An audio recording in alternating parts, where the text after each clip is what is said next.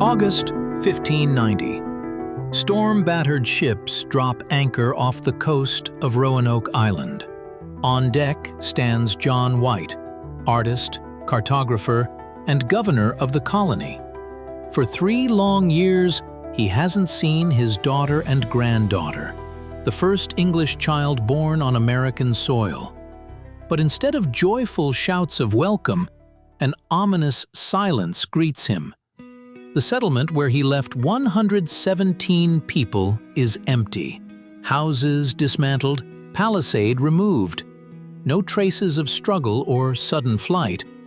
Only on one of the trees are the letters CRO carved, and on a palisade post, the full word CROATOAN. What does this mysterious inscription mean? Where did all the colonists disappear to? What happened to his family? The mystery that has haunted historians for over 400 years began at this very moment. This is not just a disappearance of people, it is the first great enigma of European America, a kind of American Bermuda Triangle on land. Perhaps the colonists went to the friendly Croatoan Indians, as the inscription suggests. Or they fell victim to hostile tribes. Or perhaps Spanish soldiers who considered these lands their own destroyed the settlement. Some historians suggest that the colonists tried to return to England on their own and perished at sea.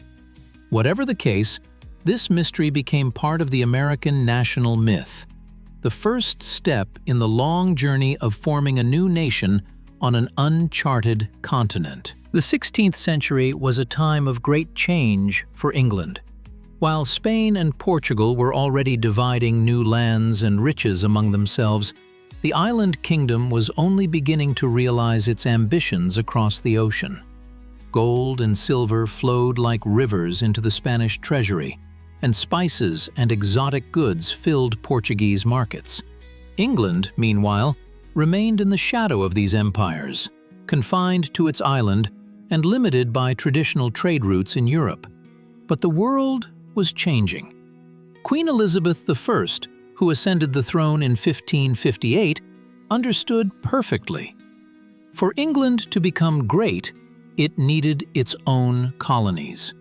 This desire became particularly acute after Pope Alexander VI, in a bull of 1493, divided the New World between Spain and Portugal, completely ignoring English interests.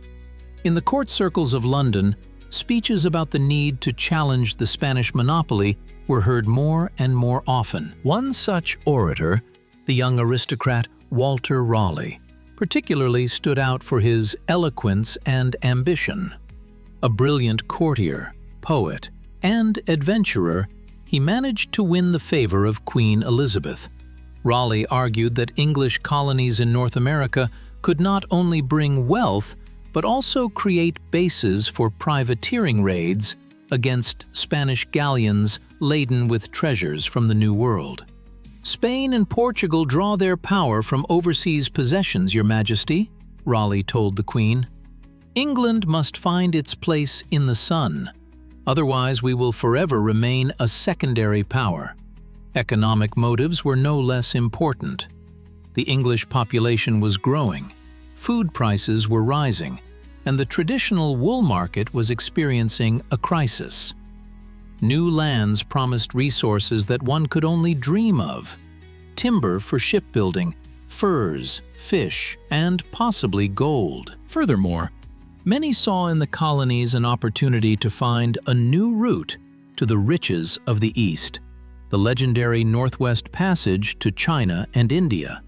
In 1584, Walter Raleigh received a patent from the Queen for the colonization of lands named Virginia, in honor of the Virgin Queen. This territory encompassed a vast part of the eastern campus of the modern United States. Raleigh immediately organized a reconnaissance expedition commanded by Captains Philip Amatus and Arthur Barlow. Their reports upon their return were full of enthusiastic descriptions: fertile land, abundant game, friendly natives.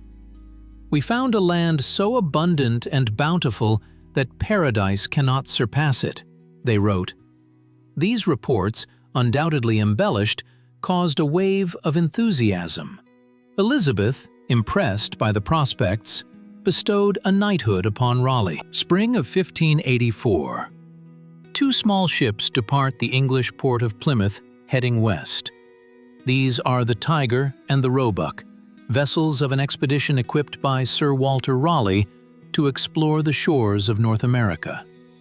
On board are experienced sailors under the command of Philip Amadas and Arthur Barlow. Their task is to find a suitable location for the first English settlement in the New World. After a long and arduous voyage, in July of the same year, the expedition reached the coast of modern-day North Carolina. The Englishman's first impressions were enthusiastic. Arthur Barlow wrote in his report, "The air is so soft and sweet and so full of fragrances as if we had found ourselves in the midst of an exquisite garden." The explorers landed on Roanoke Island, a narrow strip of land separated from the mainland by a shallow strait. Here, they had their first encounter with the indigenous inhabitants, the CROATOAN Indians. To the Englishmen's surprise, the natives greeted them amicably. A chief named Granganimio, brother of the paramount chief Wingina, invited the foreigners to his village and treated them to local delicacies. Barlow and Amadas spent several weeks on the island, exploring the area and establishing relations with the Indians. They exchanged gifts, learned to understand each other's language, and even invited two young Indians, Manteo and Juan Cheese, to travel with them to England so that they could tell about their people and learn the English language. Returning to England in the autumn of 1584, Barlow presented Raleigh with an enthusiastic report about the lands he called the most beautiful under the sun. He described rich forests, an abundance of game, fertile soil, and friendly natives. Walter Raleigh was delighted. Queen Elizabeth, impressed by the tales of the new lands, named them Virginia in honor of herself, the Virgin Queen. Inspired by the success of the first expedition, in the spring of 1585, Raleigh organized a second, larger one. 7 ships under the command of Sir Richard Grenville, Raleigh's cousin, set sail for the shores of Roanoke. On board were about 100 men, including the scholar Thomas Harriot and the artist John White. Grenville's expedition reached Roanoke in June. But from the very beginning, the situation was not as favorable as during the first visit. Relations with the Indians quickly deteriorated after one of the natives was accused of stealing a silver cup. In retaliation, Grenville ordered an Indian village to be burned, which marked the beginning of tension between the settlers and the indigenous population. In April 1587, an expedition sailed from Plymouth Harbor that was fundamentally different from previous ones. It was led by John White, an experienced artist and cartographer who had participated in the previous voyage to the shores of Roanoke. But the main difference lay not in the commander's personality, but in the composition of the settlers. For the first time, not only soldiers and explorers, but entire families, men, women, and children, were setting off for the shores of the New World. 117 people, ready to start a new life on a distant continent. Among them were John White's own daughter Eleanor, who was expecting a child, and her husband Ananias Dare. White received the title of governor of the new colony from Walter Raleigh, which was intended to be the first permanent English settlement in America. The plan called for landing in Chesapeake Bay, a more favorable location than Roanoke, where the previous expedition had encountered serious difficulties. But fate had other plans. When the ships reached the Caribbean Sea, Captain Fernandez, a Portuguese by origin, refused to sail further north to Chesapeake Bay. He disembarked the colonists on the familiar island of Roanoke, where they found only the skeleton of one of the soldiers from the previous expedition, a grim omen of future events. Despite this, the colonists began to rebuild abandoned structures and erect new homes. John White tried to establish relations with the local tribes, but this proved to be a difficult task. The memory of Grenville's cruelty was still fresh, and many Indians avoided contact with the English. Only Manteo, one of the Indians who had visited England, remained a loyal friend to the settlers.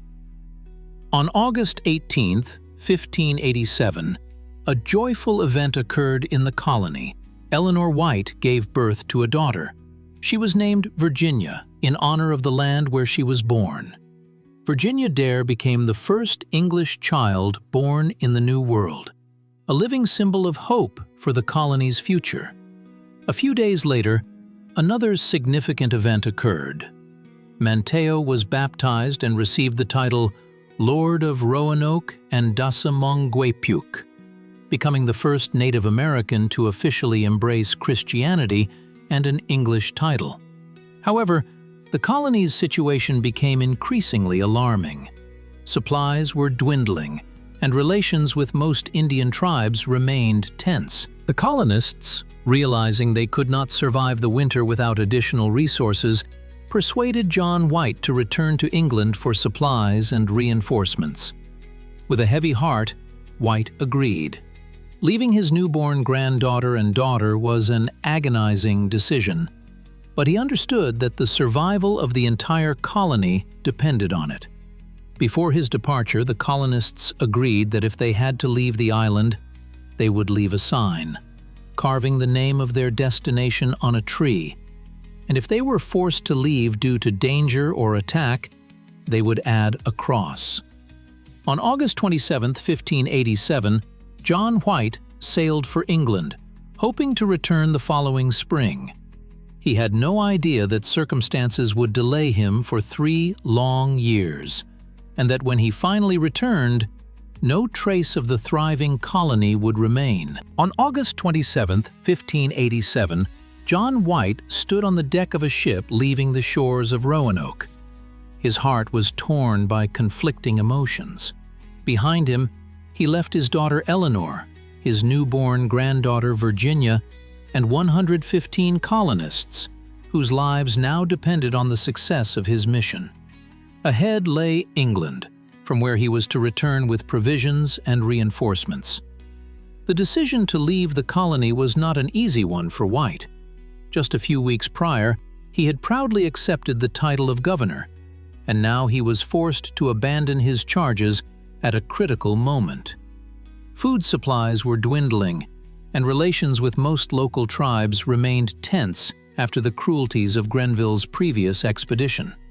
Before his departure, the colonists had devised a system of conditional signs.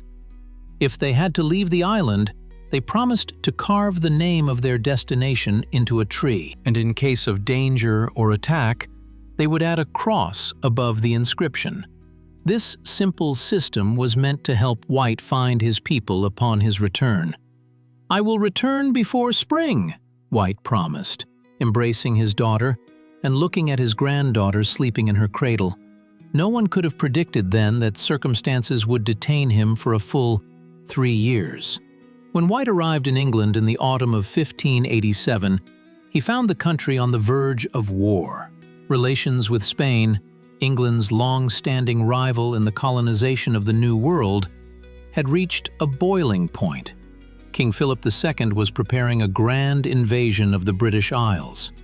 Under these circumstances, equipping a new expedition to the shores of America became practically impossible.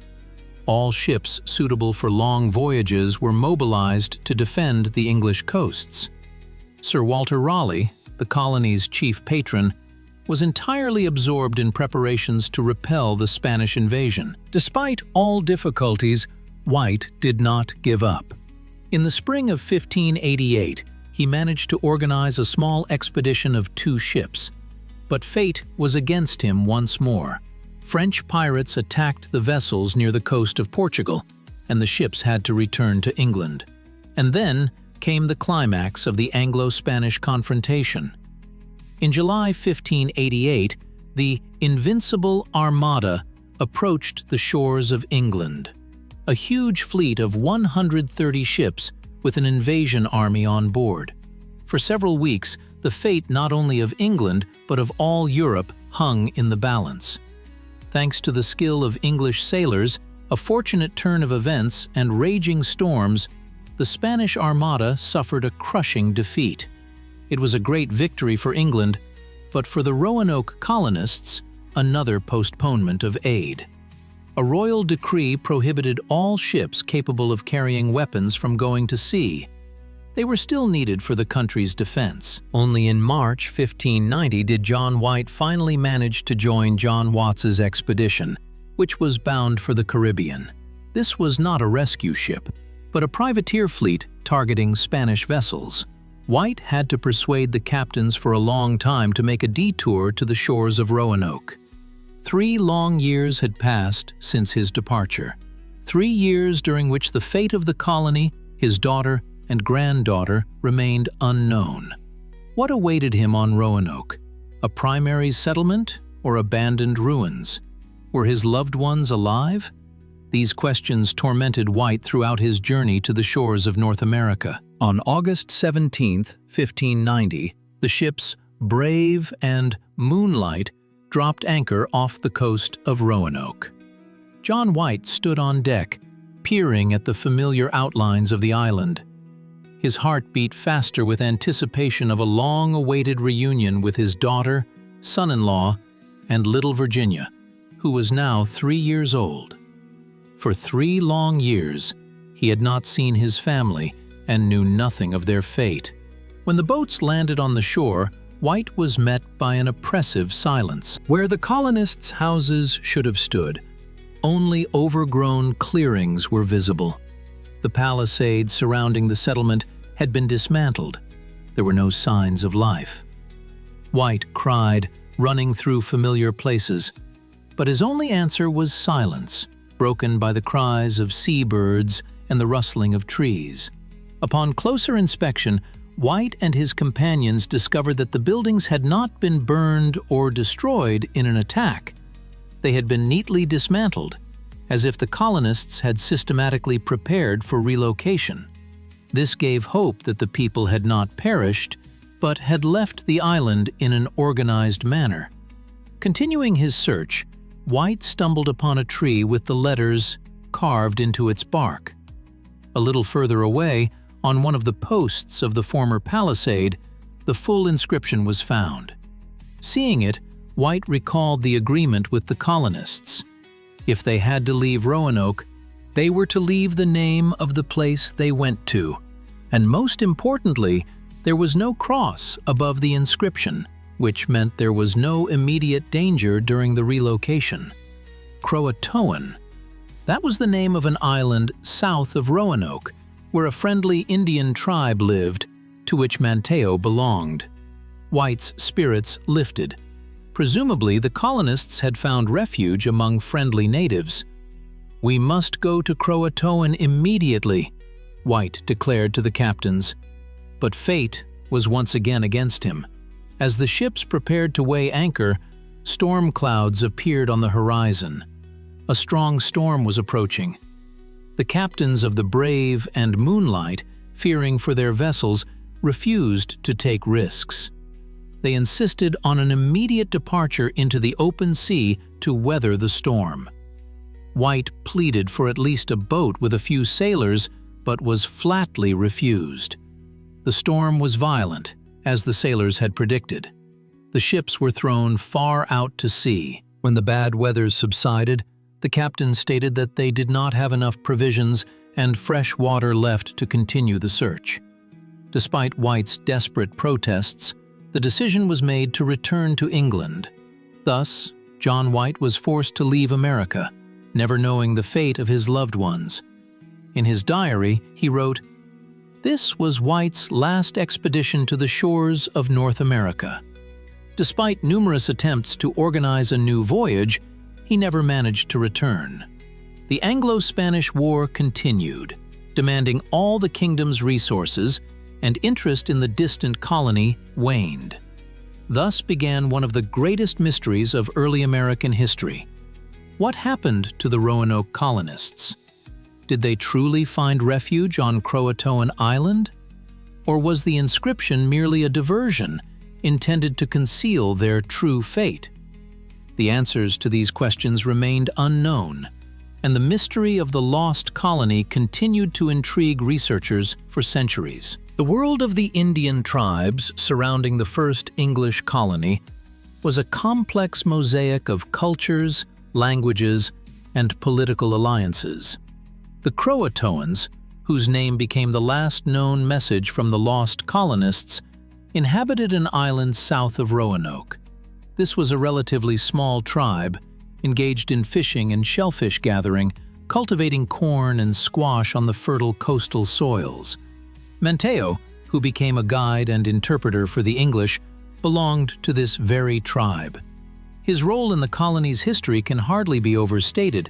He not only learned English during his journey to London, but also became a cultural bridge between two worlds.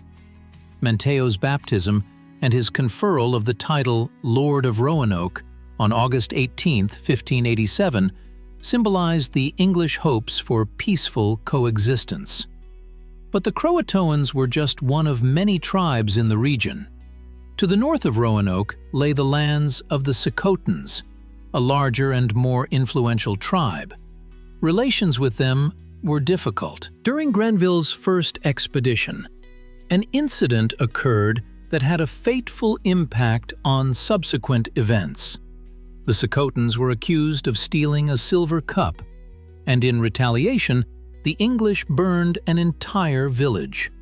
This act of cruelty sowed the seeds of distrust and enmity. The paramount chief of the CROATOANs, Wingina, later taking the name Pemisapan, initially maintained friendly relations with the English, but gradually his attitude changed. He saw the newcomers not only as potential allies, but also as a threat to the traditional way of life. By 1587, when John White's colony arrived, Pemisapan was openly expressing hostility. Even further north lived the Chesapeakes, a tribe that gave its name to the famous bay. According to some accounts, it was with them that the English planned to establish closer contacts, originally intending to found a colony on the shores of Chesapeake Bay rather than on Roanoke. Each of these tribes had its own social structure, but they all shared some common features. The power of the chiefs was significant but not absolute. Important decisions were made by a council of elders. Spiritual life was rich, with a complex mythology and rituals connected to the cycles of nature and agricultural seasons. Contrary to the prevailing European notions of savage and primitive peoples at the time, the Indian societies of the East Coast had complex social organization and a developed material culture. They skillfully crafted canoes, built spacious communal houses, and created intricate ornaments from shells and copper. The Indians of the region led a semi-nomadic lifestyle. In winter, they lived in permanent settlements, and in summer, they moved to the coast for fishing and shellfish gathering. This seasonal migration could have been an important factor in the history of the colony's disappearance. Perhaps the colonists followed their Indian allies during such a move. Trade played a special role in the relations between the tribes and the colonists. The English brought with them metal goods, fabrics, glass beads, items highly valued by the Indians. In exchange, they received food, furs, and knowledge of the terrain. These trade ties could have laid the foundation for deeper integration. The hypothesis of assimilation among the Indians is one of the most plausible versions of the fate of the Roanoke colonists. The very word CROATOAN, carved on the post, points to a possible alliance with the CROATOAN tribe, to which the colonists' loyal friend Manteo belonged. But what could have prompted Europeans to take such a decisive step? To leave their homes and integrate into a completely alien culture? First and foremost, the instinct for survival. Supplies brought from England were inevitably dwindling. Without reinforcement and new provisions, the colonists faced the threat of starvation. The Indians, on the other hand, knew the area perfectly, could procure food, and build dwellings adapted to the local climate. Their way of life, which seemed primitive to the European eye, was ideally adapted to the conditions of the East Coast. During the 3 years of waiting for help from England, the colonists could have gradually adopted Indian skills. Perhaps at first they simply traded with the CROATOANs, then began to spend more and more time with them, and eventually completely moved into their villages. Historical evidence supports the possibility of such a scenario. John Lawson, an early 18th century explorer, wrote of encounters with Hatteras Indians, descendants of the CROATOANs, among whom were people with gray eyes, which is unusual for Native Americans. They claimed that their ancestors were white people and could speak from a book, perhaps referring to literacy brought by the colonists. Even more convincing evidence was provided by North Carolina Governor John White, not to be confused with the colonial governor, in 1709. He described Hatteras Indians who claimed that among their ancestors were white people. These Indians lived precisely in the places where the CROATOANs once resided. Among the Pamlico and Roanoke tribes, unusual features atypical of Native Americans were also noted: light hair, blue eyes, Caucasian facial features. Some Indians spoke of their ancestors who knew how to make boats with wings, perhaps referring to European sailing ships. Interestingly, many of these Europeanized tribes lived not on the coast but deep inland, in the area of modern-day Robeson and Sampson counties. This aligns with the theory that the colonists might have gradually migrated inland, perhaps fleeing Spanish raids or hostile coastal tribes. Linguistic studies also provide some clues. In the language of the Lumbee tribe, which inhabited the interior of North Carolina, words were found that were surprisingly similar to 16th century Elizabethan English. Some members of this tribe even bore surnames matching those of the Roanoke colonists: Cooper, Brooks, Sampson. The process of assimilation could have been gradual. First, trade contacts and mutual skill exchange, then mixed marriages between colonists and Indians. Finally, the complete dissolution of European identity into Indian culture over several generations. Children from mixed marriages would have been raised entirely in Indian traditions, retaining only some physical traits of their European ancestors. Historian Lee Miller suggested that the Roanoke colonists might have split into several groups, each finding refuge with different tribes. This would explain why traces of white Indians were found in different, sometimes distant regions. When we reflect on the fate of the Roanoke colonists, one cannot ignore forces that may have been far more powerful than any human conflicts: natural disasters and diseases. Modern research into the climate of the 16th century has revealed a startling fact. Precisely between 1587 and 1589, the eastern coast of North America experienced its most severe drought in 800 years. Dendrochronological analysis of tree rings in the region shows a catastrophic decline in precipitation during this period. Researchers from the University of Arkansas, having studied tree samples over 400 years old, discovered that the drought, coinciding with the years of the colony's existence, was the most severe since 800 AD. What did this mean for the colonists? Wells dried up, crops failed, and fresh water became scarce. The English, having no experience surviving in such conditions, were utterly unprepared for such an ordeal. Unlike the indigenous people who had adapted to cyclical climate changes for centuries, the Europeans were unaware of local food and water sources that could have saved them during a drought. Roanoke Island, chosen for settlement, seemed like a paradise under normal conditions, but during a period of extreme drought, it turned into a trap. The saltwaters surrounding the island became an insurmountable barrier to obtaining fresh water from the mainland.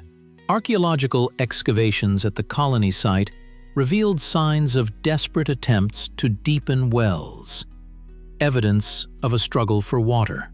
Moreover, the drought affected not only the colonists, but also the Indian tribes. Historical accounts and oral traditions of Native Americans speak of a period of great famine during these years.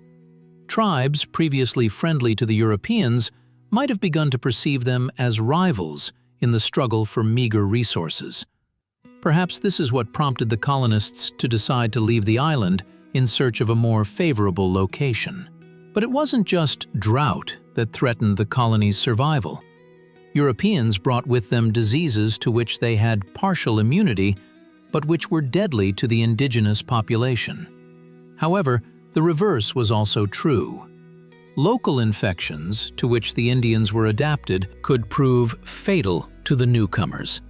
In conditions of malnutrition and weakened immunity, even relatively harmless infections could lead to epidemics. Malaria, dysentery, typhoid, these diseases were constant companions of early colonial settlements.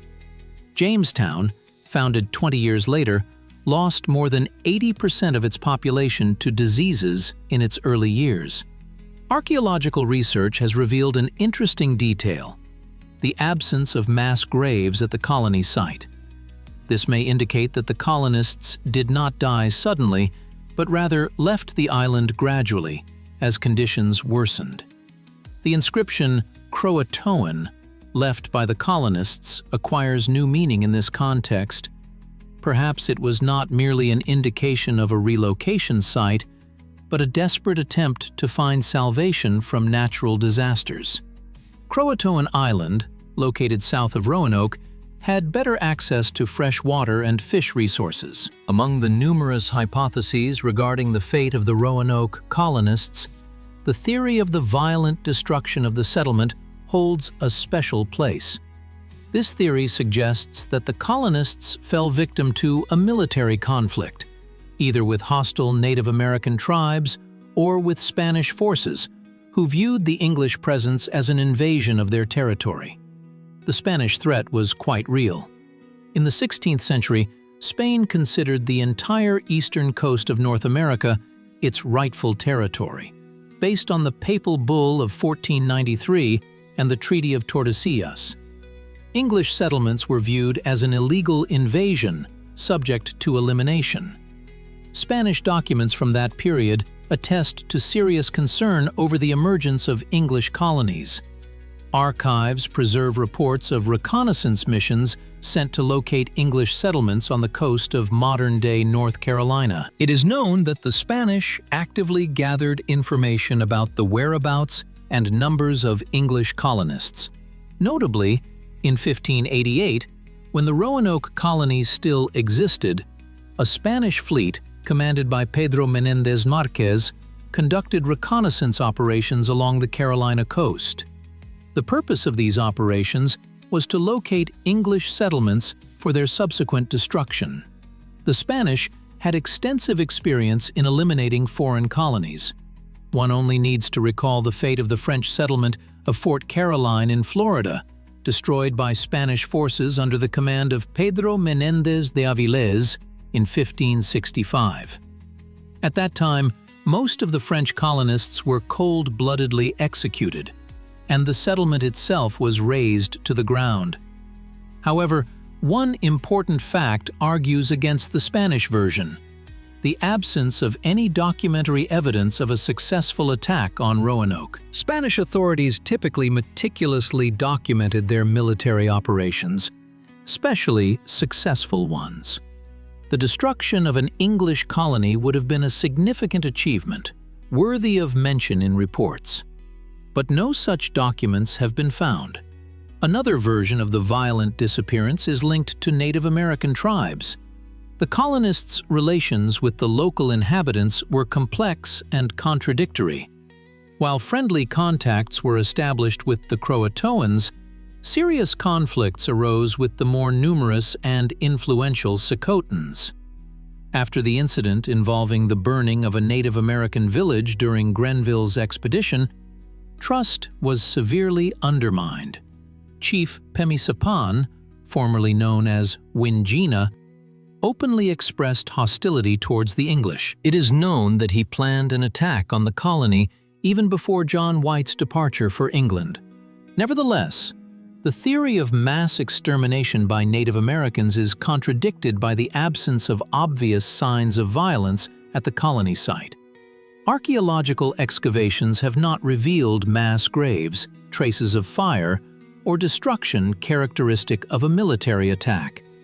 The structures were not burned but carefully dismantled, indicating a systematic rather than panicked abandonment of the settlement.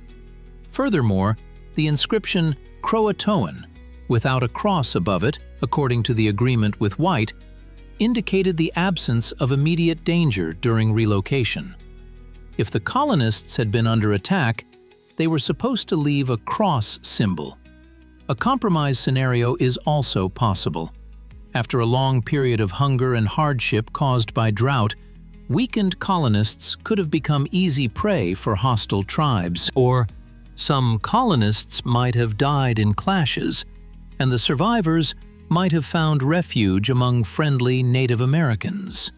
If one considers the accounts of white Indians found among the tribes of the Carolina interior in subsequent decades, the following scenario can be assumed. The colonists, facing a threat from the Spanish or hostile coastal tribes, migrated inland, where they found refuge among more friendly Native American communities. The search for the lost Roanoke colony began almost immediately after its disappearance. As early as 1591, just a year after the deserted settlement was discovered, Sir Walter Raleigh organized several small expeditions to find the colonists. However, the political situation in England and the ongoing war with Spain prevented full-scale search efforts. John White himself, despite desperate attempts, was unable to return to America to continue the search for his family and other colonists. The first serious attempts to find traces of the Roanoke settlers were undertaken by the Jamestown settlers, the first permanent English colony founded in 1607, about 100 kilometers north of Roanoke. Captain John Smith, the legendary leader of Jamestown, sent small detachments in search of the lost Englishmen. In his notes, he mentioned rumors of Europeans living among the Roanoke Indians. In 1608, Jamestown Governor John Ratcliffe received information about surviving colonists allegedly living in the settlement of Paquiapanog, 40 miles from Jamestown. An expedition was organized, but it yielded no results. Either the information was false, or the settlement had moved by the time the detachment arrived. One of the most intriguing testimonies came from William Strachey, the secretary of the Jamestown colony. In 1612, he wrote about 4 Englishmen, whose clothes were made of animal skins, living among the Eosaran tribe of Indians. According to him, these people escaped the Roanoke massacre and were protected by Chief Eopatio. The most significant evidence was left by John Lawson, an explorer and naturalist who traveled through Carolina in the early 18th century. In 1709, he visited the Hatteras tribe, descendants of the CROATOANs, and was struck by the unusual appearance of some Indians. They have European features and boast that among their ancestors were white people. The proof of this is that they have gray eyes, which are not found in any other tribe of Indians. Lawson also recorded local legends of a shipwreck, after which the surviving white people were taken into the tribe. However, he suggested that it might not have been about the Roanoke settlers, but about later Europeans. Nevertheless, his observations provided grounds for the theory that at least some of the colonists did find refuge among the CROATOANs. In the mid-18th century, reports emerged of white Indians among the Cherokee living in the Appalachian Mountains. James Adair, a trader and explorer, wrote in 1775 about light-skinned, blue-eyed Indians who claimed that their ancestors could speak from a book. possibly hinting at literacy. Of particular interest is the story of stones with carved English letters, allegedly discovered on the banks of the CROATOAN River in the late 18th century. According to descriptions, the inscriptions contained the names of several Roanoke colonists, including Eleanor and Virginia Dare, and a brief account of their fate. However, the stones themselves have not survived, which makes many historians doubt the authenticity of these reports. The 20th century brought a revolution in the methods of investigating the mystery of Roanoke. While previous generations primarily relied on written sources and oral traditions, modern scientists have armed themselves with an arsenal of scientific methods: archaeological excavations, geophysical surveys, aerial photography, and even genetic analysis. The first systematic archaeological work on Roanoke Island began in 1947 under the direction of J.C. Harrington. His team discovered the remains of a palisade, fragments of English pottery, and other 16th-century artifacts. But the main discovery was the so-called Raleigh's Fort, an earthen fortification built by the colonists to protect against possible attacks. In 1998, the large-scale First Colony project was launched, uniting the efforts of archaeologists, historians, and geophysicists. Using magnetometry, ground-penetrating radar, and other non-invasive methods, researchers were able to create a detailed map of underground structures without resorting to excavation. One of the most intriguing discoveries was the identification of a significant number of European artifacts on Hatteras Peninsula, historic CROATOAN. Fragments of copper utensils, English coins, musket parts. All this indicated a prolonged European presence. An especially important find was a seal with a coat of arms, belonging to one of the Roanoke colonists' families. In 2000, archaeologists discovered a settlement in Bertie County on the mainland, dating to the late 16th and early 17th centuries, where both Native American and European artifacts were present. This discovery supports the theory that the colonists might have moved further inland. A real breakthrough occurred in 2012 when researchers from the British Museum discovered a quote "2" beneath one of John White's watercolors. Using modern multispectral imaging technology, they revealed a clear drawing of a fort beneath the paint layer, located not on Roanoke Island, but on the mainland, at the confluence of the CROATOAN and Roanoke rivers. This find forced archaeologists to shift their focus of search. In 2013, an expedition led by Nicholas Lucchetti began investigations in the indicated area and discovered Elizabethan-era pottery, weapon fragments, and other objects of European origin. A striking discovery was made in 2015 at Cape Creek. Archaeologists found a fragment of a clay vessel which, experts determined, was manufactured in Surrey County between 1580 and 1600. Such pottery was typical for the household utensils of affluent English families of that period, and its presence far from Roanoke confirms the theory of the colonists' relocation. Modern research is not limited to traditional archaeology. Scientists use pollen analysis to reconstruct the 16th century climate, study coastal water sediments to identify traces of storms and floods, and employ LiDAR scanning to detect structures hidden beneath vegetation. In 2018, a team of researchers from the University of Bristol conducted a chemical analysis of soil in the area of the presumed fort on the mainland, and found an abnormally high lead content, a characteristic sign of European presence. Lead was used in pottery, ammunition, and other items.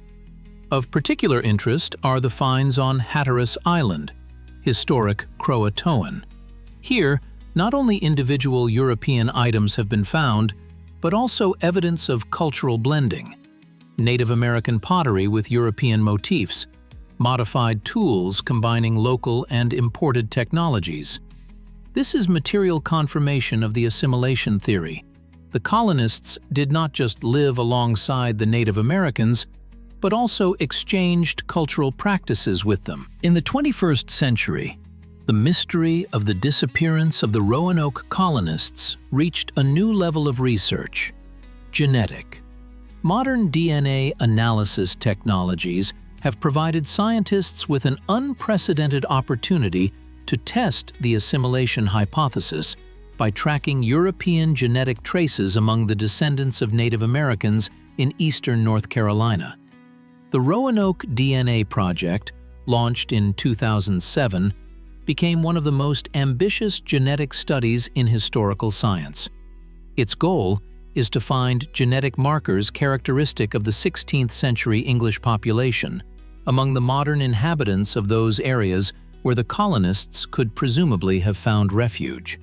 Roberta Estes, a geneticist and historian who spearheaded the project, began by compiling a database of DNA profiles of direct descendants of families whose members were among the Roanoke colonists. This proved to be a challenging task. It required finding individuals whose lineage could be reliably traced back to England in the late 16th century and persuading them to provide DNA samples.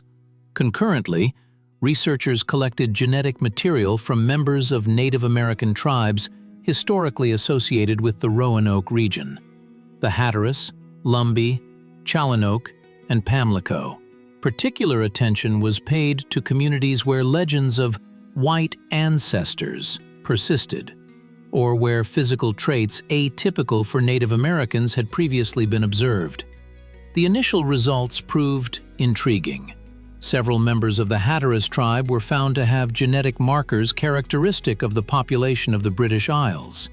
Analysis of mitochondrial DNA passed down through the maternal line revealed haplogroups H and J, common in Europe but extremely rare among Native Americans before colonization. Studies of the Y chromosome, passed down exclusively through the paternal line, proved particularly valuable.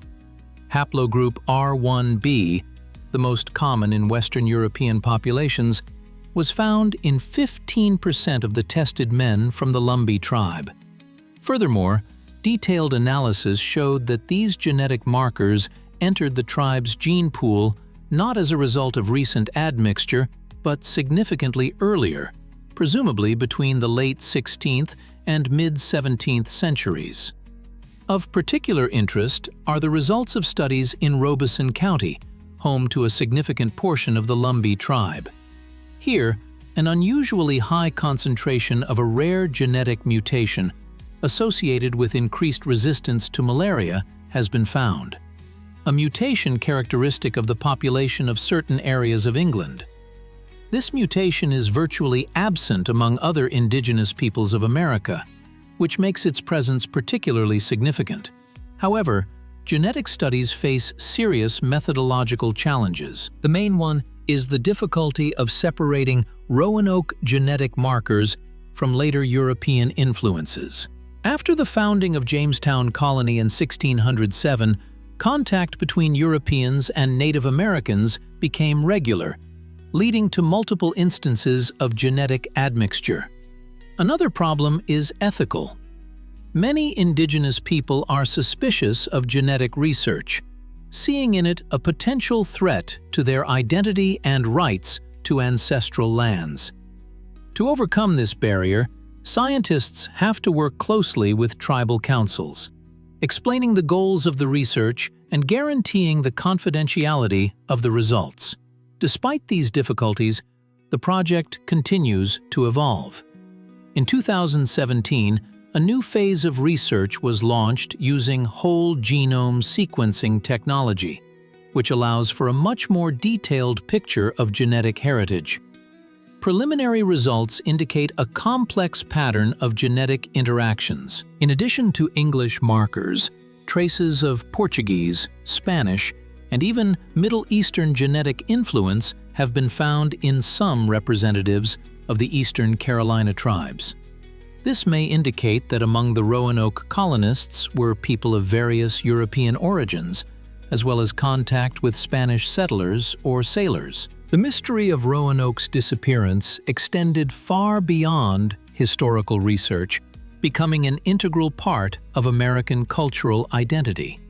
This enigma transformed into a unique national myth, a story of the first steps of Europeans toward creating a new nation, a story filled with hopes, tragedies, and uncertainty. For Americans, Roanoke became more than just a vanished settlement. It turned into a symbol of resilience, adaptation, and the enigmatic beginning of American history. Just as the ancient Greeks had their myths about the founding of cities, the United States found in Roanoke its own origin legend. Not a triumphant one, but no less significant for it. Literature, cinema, television, all forms of art have turned to the mystery of the, quote, zero. Stephen King, in his novel, quote, draws parallels between the islanders' disappearance and mystical events in a modern town. The TV series American Horror Story dedicated an entire season to its version of the colonists' fate, adding supernatural elements to the historical foundation. But perhaps the most significant cultural reflection of the Roanoke mystery has been, quote, theatrical production, which has been continuously performed in North Carolina since 1937. It is America's oldest continuously running outdoor symphonic drama. Every summer on Roanoke Island, hundreds of actors recreate the story of the colony, its founding, and its mysterious disappearance. This play has become not just a tourist attraction, but also an important form of collective memory, a way for the local community to maintain a connection with the past. Many families participate in the production for several generations, passing roles from parents to children. Interestingly, for the residents of North Carolina, the history of Roanoke holds special significance. It is not just a national myth, but a part of local identity. Many local families preserve traditions of their descent from the lost colonists, especially among the descendants of Native Americans and early European settlers. In the town of Manteo, named after the friendly Native American who helped the colonists, a festival is held annually in honor of the birth of Virginia Dare, the first English child born in the New World. This celebration combines historical reenactments, musical performances, and traditional crafts, creating a vibrant link between the past and the present. In modern American culture, Roanoke is often used as a metaphor for the unknown at the nation's origins.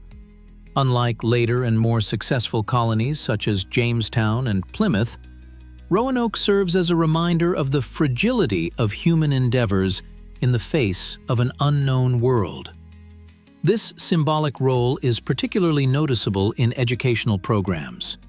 The story of the, quote, five is included in school textbooks as an important element of the national narrative. Children learn about John White, Virginia Dare, and the mysterious inscription, quote, long before they begin to study the Constitution or the War of Independence. The mystery of Roanoke continues to inspire not only writers and filmmakers, but also musicians, artists, and poets. American composer Randall Thompson created the oratorio, quote, and contemporary artists regularly address this theme in their works, interpreting it through the lens of today's ideas about cultural interaction, survival, and adaptation. The mystery of Roanoke is not just a historical puzzle, it is a mirror reflecting the very essence of American history. For over 4 centuries, historians, archaeologists, and enthusiasts have attempted to piece together a mosaic of fragmented facts, documents, and findings to answer the question, what happened to the 100 English colonists who vanished without a trace between 1587 and 1590? Analyzing all available data, we see that the most probable scenario remains the gradual assimilation of the colonists among local Native American tribes. Genetic studies conducted in the 21st century confirm the presence of European markers in the DNA of descendants of Eastern Carolina's indigenous population. Archaeological finds of European artifacts on Hatteras Island and deeper inland suggest the same. However, it would be an oversimplification to attribute the colony's disappearance to a single factor. Most likely, we are dealing with a combination of causes. The catastrophic drought of 1587–1589, recorded in tree rings, forced the colonists to seek more favorable places to live. Tense relations with some Native American tribes and the threat of Spanish invasion could have accelerated this decision.